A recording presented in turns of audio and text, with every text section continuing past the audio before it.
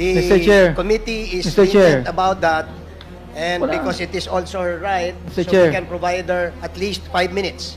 Mr. Chair. Mr. may Chair. remind our members that when the chair is speaking, let us not disturb him. That is the rule. Thank you, Congressman Akop.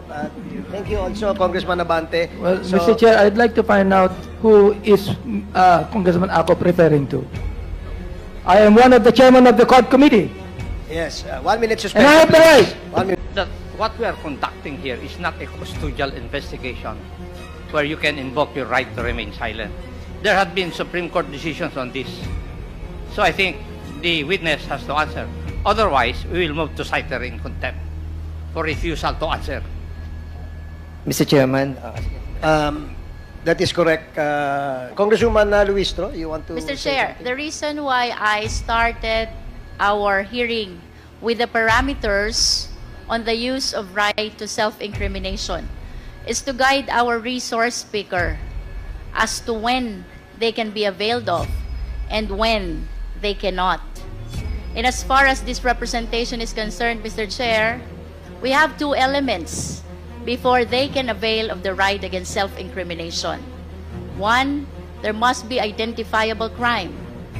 And two, there is the probability that the resource speaker may be convicted of the crime. I'm sure it is upon the advice of your counsel, Attorney Tapasio. Kaya mo sinasabi that you refuse to testify or the right against self-incrimination, etc., etc. Pero maliwanag po na marami pong sinite na mga jurisprudence tungkol dito. And we don't want the committee to be compelled to cite her in contempt.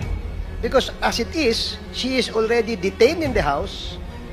And once the committee rules on citing her in contempt again, she probably would stay in this detention facility much longer. Kung yan ang problema. Kasi if we give you 10 minutes, alam mo, kanina pang umaga itong ating mga resource persons naghihintay. yeah. In fact, we started 10 o'clock, tuloy-tuloy po, at wag mo nang i-delay. Lucky you, you are in your own room, di ba? Meron kang aircon, meron kang sariling kwarto, but all of these people who are working tirelessly to ferret the truth has been here for so long. We hope you understand, and you're asking for 10 minutes for us to wait another 10 minutes. I think, Mr. Chair, that is unacceptable. And if I may, ask, can we ask Attorney Tapasio? Mr. Chair. Mr. may Chair. remind our members that when the chair is speaking, let us not disturb him. That is the rule. Thank you, Congressman Akop. Thank you also, Congressman Abante. Well, So- Mr. Chair, I'd like to find out who is Congressman Akop referring to. I am one of the chairman of the COD committee. Yes, 1 minute And suspension. I have the right. 1 minute.